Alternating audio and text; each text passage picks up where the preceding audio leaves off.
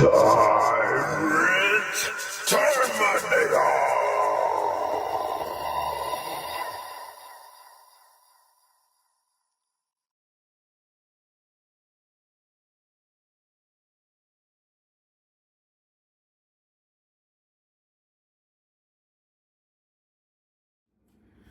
Yeah, what's good, TTA family? Hey, back at y'all with another one. Hey, this video right here is going to really break down everything that happened between me and the Chief of Police of Robbins. We're dating all the way back to even March, you know, when our first encounter. So we had two encounters. The first one, I'm getting ready to show you guys just for a recap to let you, so you guys can remember. And I'll link that original video in the description as well if you guys want to go watch it in its entirety. But I'm gonna show y'all a real quick clip of what actually occurred back just a few months ago, man. Check this out. What are you trying to for you? General information for this department. Here's the general information right here. No, ma'am. No, sir. That's not what I want. What is it that you want, sir? Specific stuff that I'm going to put on my request. I don't have to tell you, sir. Okay, right now Respectfully. you have to leave. So you're saying if I don't leave, I'm going to be arrested? Sir, I'm telling you right now you have to leave. Is it a lawful command? Your choice on whatever you wanted to do. No, I'm saying if it's a lawful command, I will leave. So TTA family, y'all remember that? Y'all remember that? What happened real quick? So like I say, that original video will be in the description. You're going to watch it all the way through. But since then, I had been calling, leaving emails about trying to file some complaints, you know, because with those, when I was arrested that day, which you just seen, basically my tickets was dismissed from the judge. So I, naturally I would file complaints about that, right? About being unlawfully arrested. So, basically, without giving it away, because you guys will see the entire interview at the end of this video, the last portion of this video right here be channel CBS News interviewing me and my attorney. But I did go back to Robbins 2 weeks ago. So like I said, the first incident happened in March. So this new incident happens 2 weeks ago. So, and here's a little clip of this video right here. It's like 40, 50 seconds of my wife recording, me and the chief recording each other on the day of the incident. So nobody even has this video right here. This is a straight up exclusive though. Y'all check this out. I can guarantee this ain't part of your job description. I can guarantee it. You got all day? Because I do. I guess we're going to continue to keep sitting here, man, because as you guys can see, the chief was trying to intimidate me. It does not work. It would never work. Yeah, but you're trying. Nah, I ain't trying. That's to you? In your official capacity, huh? Not in your individual.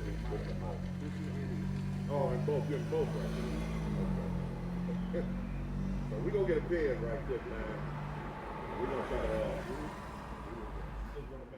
So TTA family, so as y'all can see, that's proof right there, that the chief was recording me, I was recording him.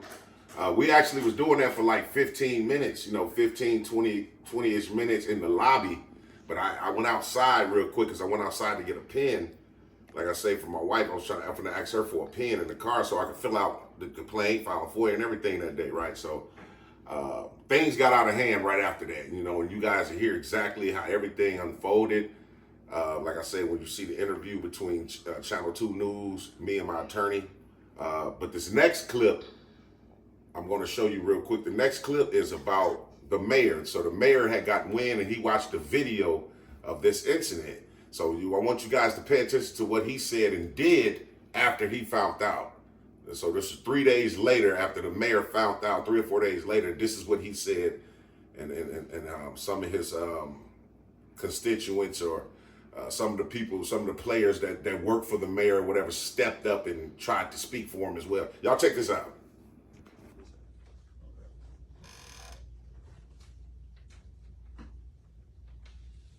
All right, I'll take this opportunity, all right, to make a brief statement to the town. All right, as the mayor of the town. Real brief statement. Got to be careful with my words because there is something happening in our town.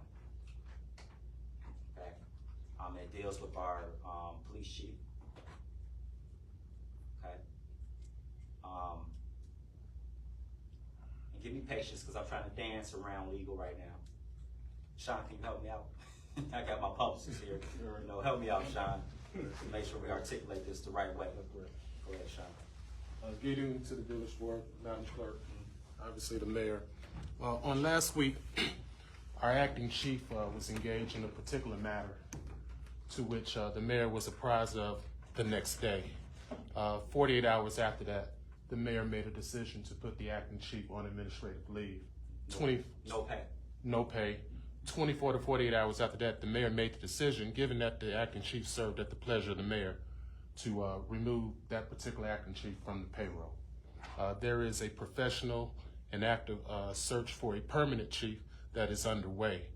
The mayor also made the first call within the first 24 hours when he was alerted about this. The mayor called the Cook County Sheriff's Public Integrity Unit to ensure that an outside source will come in and actively investigate without indifference and without any partiality. And that's the protocol to which that should be done. The mayor also has conferred, if not all, at least many of the trustees and gotten their input as relates to how we move forward. And the mayor has graciously accepted some of those recommendations, and he will continue to confer. We don't know where it's going in terms of litigation, but the mayor chose not to wait for the outcome of an investigation.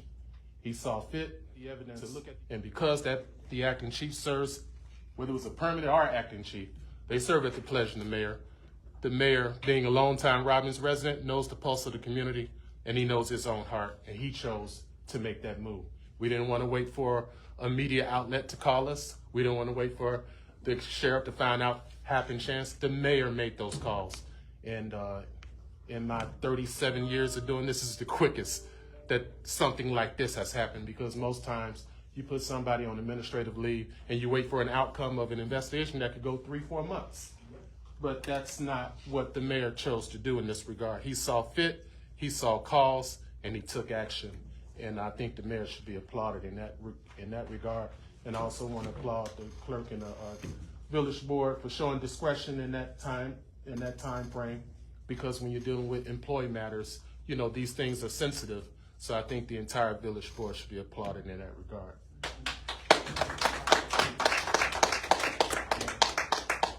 Thanks for coming, because I couldn't have said anything. I mean, I'm gonna be honest with you, and this is the last thing I'm gonna say. We lead with transparency. We lead with transparency. You know, I know my administration ain't been perfect. You know, not at all. You know, but at the end of the day, we're accountable. We're accountable and we're transparent. Okay? So I want you all to brace what may happen in the next couple weeks. Something might be released. Maybe not. All right, but it was important that while I sit before the people, act like I can't be up here and act like ain't nothing going on. Something going on. Something going on. And that's all. I'm gonna leave it right there and respect the integrity of the investigation. All right.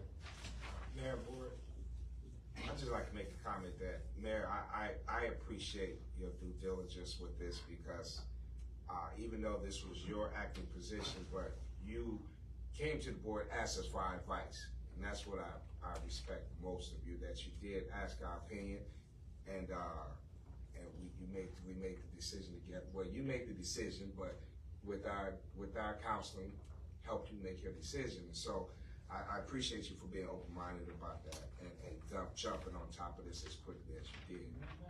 So, good job with that. So, I mean, I understand our town can't afford anymore. Can't afford it anymore. So we'll do the best we can to move forward in honesty and transparency, and we ain't dodging no questions from you. When the time comes, the time will come.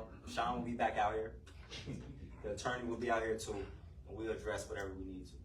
All right. All right, TTA family, y'all see basically what the mayor said, right? So, Channel 2 News, maybe like a day or so after that, they got wind of the story, you know, like partially the story, right? Just a little bit. And they covered the story on their own at first. So y'all gonna be able to see exactly what they said and their findings and stuff right quick. And then, man, y'all check it out. There's another major shakeup in a South Suburban Police Department. CBS News Chicago has learned Carl Scott, the acting police chief for the village of Robbins for the past 15 months, was involved in what was described as a concerning incident, and he is no longer with the department. Andrew Ramos is in Robbins with new details. Now, CBS News Chicago has confirmed with the Cook County Sheriff's Office that an investigation is currently underway looking into an incident involving Robbins acting chief Carl Scott. Now, the incident, which was captured on video, said to be so concerning when the mayor of Robbins saw it, he moved to fire the chief immediately. The search for a new chief of police now underway in the village of Robbins after acting chief Carl Scott was relieved of his duties. On the job for just 15 months, Scott now at the center of an investigation. A spokesperson for Mayor Darren Bryant told CBS News Chicago the former acting police chief was initially put on unpaid administrative duty following an incident that happened 2 weeks ago involving him and an individual while inside Village Hall. Upon learning about it, the mayor contacted the Cook County Sheriff's Public Integrity Unit, launching an investigation. Choosing not to wait for the outcome of that investigation, Mayor Bryant moved to fire Scott. But before that could fully take shape, we're told the acting chief submitted his resignation. The incident which prompted all this was captured on video. Now, it's unclear whether that was police body cam video or surveillance footage, but a source who saw the video tells CBS News Chicago, quote, "It's unbelievable," end quote. And we're told the mayor saw the video, and that's what led to his action. The mayor, along with his spokesperson, disclosed the acting chief's dismissal at a village meeting this past Tuesday. Mayor Bryant at one point hinted that the footage may soon be released. So I want you all to brace what may happen in the next couple of weeks. Something might be released, maybe not. All right, but it was important that while I sit before the people, act like I can't be up here and act like ain't nothing going on. Something going on.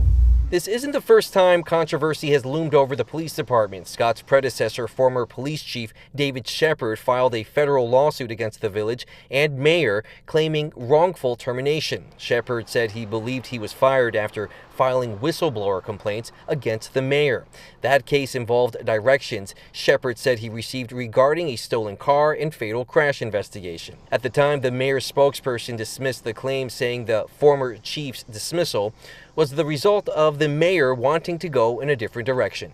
Now, CBS News Chicago has filed a Freedom of Information Act request to obtain the video in this latest firing. When we get that, we will bring it to you. Reporting in the village of Robbins, Andrew Ramos, CBS News Chicago. We're going to get into the interview of me and my attorney, Channel 2 News, yesterday. I had it live, went live. A lot of people probably didn't see the live. I brought the live down just so you guys didn't think it was removed. I just did it so I can edit it and make an entire video for you guys, put the whole story together, which is going to be more stuff to come out even after this. But I want you guys to see the interview between me, Channel 2 News, and my attorney as well. So y'all check this out. Great. All right, so James, I'd like to thank you so much for making time for us. So first of all, before we even start with what happened, just describe what you do for a living. Okay, well, I'm an independent journalist. We go out to public properties and we like to see if our rights are going to be respected by public servants. City Hall, public library, police departments, things like that. And that's exactly what led up to this situation. And you're a YouTuber, you have a very popular YouTube page. I mean, so you're a known person when you walk into these village halls or these city halls. Absolutely, yeah. The name of my YouTube page is Tyrant Terminator Audits. Like you said, I'm very known to come in contact with numerous of different public servants that recognize me. You nailed it. Yes. No, we're talking about hundreds of thousands, I think close to millions of views on your YouTube page, right? Yes, sir. So 130,000 subscribers and over 23 million views. Yeah, it's a lot. So obviously the influence is out there, and what you do, unfortunately, sometimes gets under the skin of law enforcement and city officials. I guess you could say that. Well, that's what they may say. And again, what's your goal for when you have this YouTube page and when you go out there and do what you do? So basically, it's just to see if the rights are going to be respected. That's what we call it an audit. Sometimes they are, sometimes they're not. You know, everybody's human. So it's 50-50. It's kind of, in the middle. We meet in the middle. But the main goal is to make sure the rights are respected and not infringed on. Of course. And the village of Robbins, what has been your experience when you've gone and there to their village hall? Not too pleasant. So the first time that I went to their village hall, well, back in March, early March, I actually visited the city of Robbins, went to a health department to do what we always do, like I said, to exercise our rights to record the public servants there. Gave Robbins PD a call that someone was in their lobby recording. Several officers were dispatched, and, including the chief of police at that time. So, they came in and basically just was like, you got to leave, we're going to trespass you. And the chief became over aggressive with me at that time, and he snatched the phone out my hand, and I was arrested and charged with disorderly conduct and breach of peace. And that was early March. And that ended up getting dismissed. Yes, sir. So you were within your rights. You knew what you were doing was in you're practicing the First Amendment, right? That's correct. So tell me, the second time was July 1st, or you had gone there before July 1st? Yeah, so that was the first time, early March, and then my revisit was July 1st. Okay, so they already knew who you were when you walked in. Absolutely. So tell me what happened July 1st. So July 1st, between the time that I visited the first time in March up until July 1st, I had been trying to make calls and complaints to put in for the first incident, and no one was getting back to me, so I figured I'd do a revisit. So that was my reason for going back to fill out some complaint forms. And when I got there, I talked to a few people at the water department about possibly getting on the mayor's schedule to, inform him of what happened. I noticed after a few minutes of being there, the same chief of police that I had an encounter with early March had came into the lobby with me. And he pulled out his personal phone, he started recording me, and I told him that I was going to get a FOIA for that video that he was making, and I was there to, file a complaint. And, we went back and forth for several minutes, maybe 15 minutes. I thought everything was going to be cool, so I sat down at a desk, and I was getting ready to fill out the complaint, but I heard him get on his walkie-talkie, and he asked for additional officers to come down. And that made me feel some type of way, so I said, you know what, I'll just go out to the car where my wife was, and I'll get ready to fill out the complaint in the car. And when I got ready to do that, he cut me off and wouldn't allow me to leave. And then what happened? Then he started to ask me for my personal information, like my name and stuff, and where's your ID. And I was trying to convey to him that I didn't want to surrender my Fourth Amendment right to, if I wasn't suspected of a crime.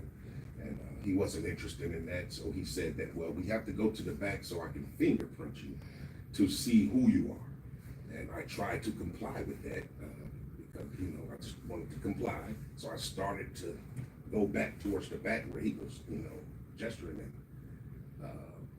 The sergeant that was there, he said you couldn't record me, you can't record to the back, so take your phone and put it away. So before I can do that, the chief of police comes over my right shoulder, smacks the phone out of my hand. So you were recording up until that point? Yes, sir. The whole encounter with the chief in the beginning was recorded? Yes, sir. So tell me, what happened to your phone at that point? It was smacked to the ground in the lobby. It was confiscated? I'm not sure what they did with it, but I never got it back. You never got it back? Absolutely. And that is your property, obviously? That's correct. So tell me what happened. So when you went to the back, you lost your phone, you lost your one, I guess, extra pair of eyes that was going to be capturing and recording everything. What happened? So,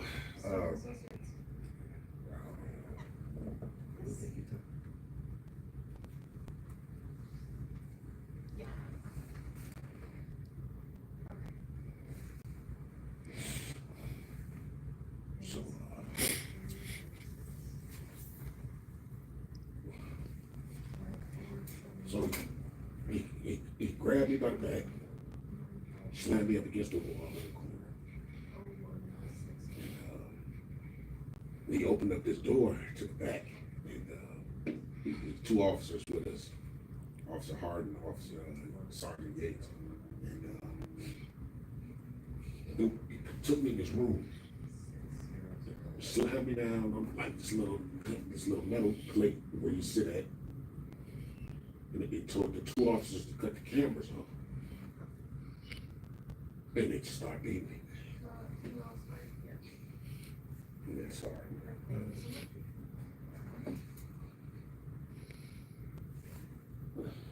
How long did this all last? Maybe about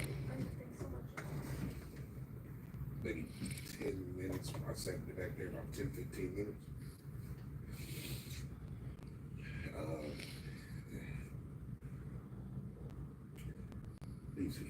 He started telling the officer, he told Officer Harden, he's like, go get me a baton.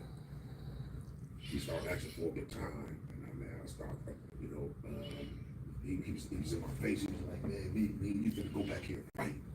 We finna fight. You finna go to another room and fight. And, you know, by the grace of God, man, I just started thinking, he stroked this dude's ego, man. I gotta figure out a way, because I thought he was gonna kill me.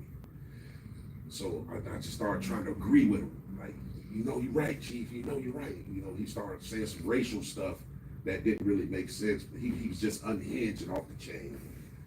And I just started trying to really stroke his ego so I could make it out. And God got me out of there. At this point, you 3 people were on you.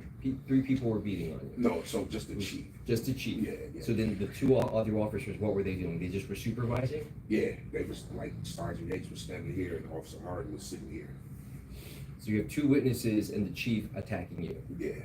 And tell me, what was your injuries? What did he hit? What was he doing? He was punching you? He was kicking you? What was he doing? He punched me several times in the face. I think when we first came in the room, I was like pushed down forcefully. So, and then it was mainly punches in the face, several, the left side and right side. And at any point, did you think this is it? Yeah, man. Yeah, I'll be honest with you, man. Especially when he asked the officer to go get a baton, man. I was like, oh, he'll probably beat me to death, you know. And he asked for the baton even after hitting me. So it was like, you know, like I didn't know. You know, I started thinking about all type of stuff like George Floyd. I just started thinking about it. You know, every mind was just racing. So. And at any point did the officers tell him to stop or just show any compassion for you? Absolutely not. So they just were silent. Silent. They didn't say absolutely nothing. After I stroked the chief's ego and they got him to come down a little bit, when he said he was getting ready to leave, me and Sergeant Yates started talking after that. And he made a comment that the chief wasn't wrong. So, tell me about the impact it's had. Are you traumatized, or how are you feeling about just everything? It's been 2 weeks now.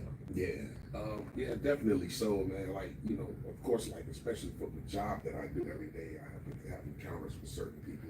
So, you know, when certain law enforcement, I get that kind of feeling, man. You know, like is this another situation? I had to make a report with Cook County Sheriff. I started feeling some type of way because I was brought in the room again. So, you know, so I mean, it definitely has an enormous impact at this time. Having to see all these doctors and stuff. So yeah, for sure, definitely so. And how long have you been doing what you've been doing in terms of muckraker? Since January of last year. So it's been about 2 years. You've been to several cities, several municipalities. Nothing has ever gotten to this level. Absolutely not. Never, ever. Ever. Was there, after everything, you said it was 10 minutes. What did the chief say? Did he tell you anything? Did he have a reason for what he did, why he did what he did? Yeah, he actually did make comments like he kind of looked at his sergeant, which was a white officer. And he said, "No disrespect to my sergeant, but you being a puppet out here for these white folks."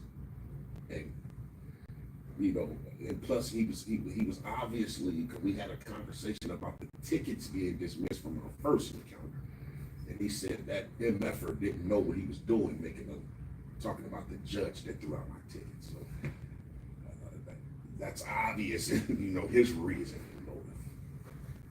So tell me what happened after. So after 10 minutes of being, as you call it, brutally beaten. For sure. What happened after the 10 minutes? He stopped and then you were released, or they held you in custody? So yeah, after he stopped, Officer Harden wrote me another ticket. Nuisance or something like that, just a ticket for me to show up in court. And they took me back to the lobby where everything happened, and I started to look for my phone, and they was acting like they were trying to locate it, but they never turned up. And what were your injuries? Were you bleeding at this point? Were you woke up back into the lobby? Yeah, so yeah, my face was way bigger than what it is now, of course. So it was my eyes was shut a little bit. I was having excruciating headaches almost instantaneously. My chest felt some type of way, didn't know what it was, and so I just went to her and get to the paramedics and stuff. So what has happened since? I know there is now an investigation with Cook County. You have retained a lawyer. What was the timeline next after that? Did you hear from the village? Did the mayor contact you? Did anyone reach out to you after that attack? No, not. I just actually contacted my attorneys right away as soon as I left, and I was obviously advised what to do. I just went through with that, went straight to the emergency. And what did they tell you in the emergency room? What were your injuries listed as? Definitely, I can't really pronounce a lot of the verbiage and stuff, but it's something with my eyes. Definitely elevated enzymes for my heart, among other things. It's definitely something real for sure. And would you say that that's one of your situations you're going through right now? Oh, absolutely. I try to mask it, but it's hard daily for sure. So knowing that there is a video out there right now, and some people have seen it, and it's pretty bad. How does that make you feel, knowing that the village is aware of this video, and I told you, and I had a conversation with you, that they offered the video to us, but they're using it as leverage. But then they at one point rescinded that offer because they did not want us to do a story on this situation. What does that tell you about the village and what they're trying to do here? My own personal opinion Yes. on that, for sure. So I just feel like they're trying to, for lack of a better word, maybe cover up something. And obviously looking out for their benefit. I mean, at this point, that's just what I'm speculating for now. So. And why are you telling your story today? Why did you decide to come forward? For numerous reasons, but I think the main thing is that something like this needs to definitely get out. So, hope, wishing, and praying that no one else will have to go through something of this nature, or it might deter a cop that might see this and might feel some type of way to not do the same thing that has happened to me. So we want to be able to get this out for a lot of different reasons, but the main reason is to so people can be aware of what's going on and who they may come to counter with. And the chief himself, you've only met him twice. There was no history there. There was no reason why he would do what he did. That's correct. He wasn't threatened at all. Absolutely. You didn't say anything to him to make him feel unsafe. That's correct. So how do you even wrap your head around what happened to you in his hands? You know what? That's a great question, because I've been trying to still think of speak to my wife about it, my mom, my family. Like, man, I don't understand what happened. So I could only think. The thing is that he was, like I say, prior to the incident, when we was in the lobby talking, he made it clear that he was very upset about those tickets being dismissed. So, that's the only thing I can kind of go with. All right, and moving forward, obviously, your hope is that this doesn't happen to someone else. Because what you did, again, you were within your right. For sure, definitely. When James came in and told us his story and what had happened to him, I knew that we were going to take this case. When citizens visit police stations, they have a right to be there. They have a right to talk to the officers. They have a right to audit their behavior. And the police have a duty to treat people with respect and care. It's their job. And when the chief of police, that is the top cop in that shop, comes out and shows to his underlings that this is the way you treat people, someone has to step up and say, stop. We're very happy to be James' lawyer and tell this chief, stop. Tell other police officers, both in Robbins and elsewhere, this is not the way to treat anybody. To invite a citizen or non-citizen, an individual, into a back room to get him out of the lobby so that you can beat him is egregious. And the chief, as an individual and as an employee of the village, is going to have to be held responsible and accountable for what he did. This is a horrible thing to do to a First Amendment advocate. It will not be tolerated, and they will have to pay. Now, the charge that he was initially, I guess that on that July 1st, how do you make sense of that charge? I will read to you the charge from the ordinances of the Village of Robbins. Nuisance declared. This is the definition of a nuisance declared. Unsheltered storage of vehicles and personality. Unsheltered storage of old, wrecked, derelict, unused, stripped, junked, or other automobiles not in good and safe operating condition, whether licensed or unlicensed, and other vehicles, machinery, implements, or equipment and personal property of any kind which are no longer safely unusable for the purpose for which they were manufactured, which are located on any street, highway in the village, et cetera, et cetera, et cetera. It has nothing to do with anything. It's nonsense, and it will be dismissed. He didn't have unsheltered storage of vehicles or personal property. They just found something and charged him with it, and that's an abuse of their power. You don't arrest somebody, give him a ticket, make him hire a lawyer and go to court to defend himself when you know that there is no basis for the charge. There is no basis for this charge. It's foolishness. And it's certainly not basis for what he experienced. I mean, it just does not how do you wrap your head around that as a lawyer who's been doing this for decades? I mean, the fact that he was put in a back room. Supposedly to be fingerprinted. Yeah. And then beaten, while two other officers stopped. Two other officers watched. And of course, they had a duty, a lawful duty, to stop their chief and say, get your hands off of him and leave the room. And they stood by and watched a fellow human get beaten by their boss.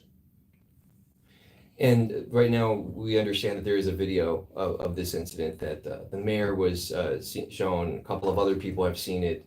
What do you know about this video? Obviously, it documented what happened in the back.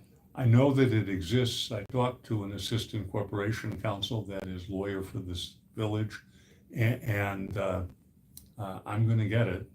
And when I get it, I'll watch it. And it will be part of the record in a lawsuit against this chief and the village. And do you think the village right now is trying to hide something? Because we're just getting a lot of mixed messages when it comes to just the video and what they want to say and what they don't want to say. This is a common public official mistake. We know that video is going to be shown. We know I'm going to get it. We know that a federal judge will have it to watch.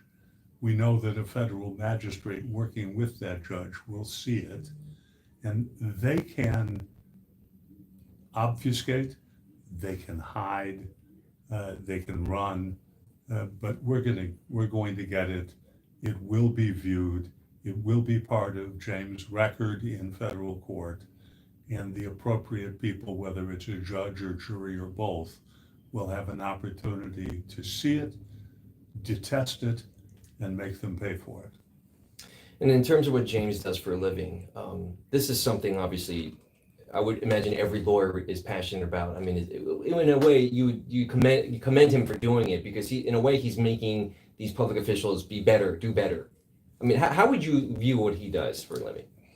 On my desk, just behind that wall, I have a glass enclosed cockroach.